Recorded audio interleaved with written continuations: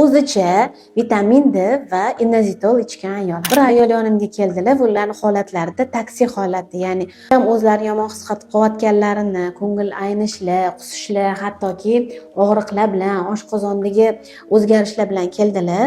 Lekin manda gormonal buzilishlar bor, ya'ni hayzda ham o'zgarishlar bor hattoki. Endi ulardan so'rab surishtirganimda inazitol va D vitaminini katta dozada ichayotgan ekan. Ularni tekshiruvdan o'tkazganimizda ferritillari juda past, D vitaminlari esa juda ham yuqoriligini kuzatdik, 100 dan da yuqori.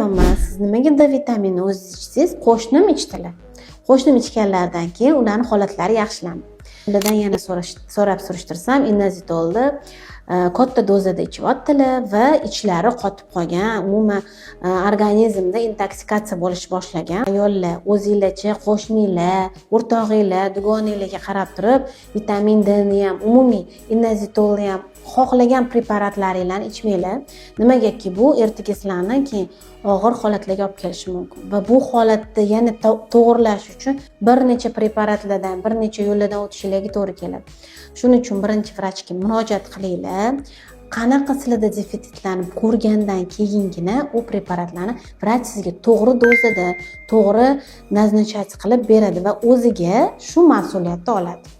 Shundan keyingina sizlar bemalol ko'ngil xotirjamlikda bu dorilarni ichib xursand bo'lib yurishinglar mumkin.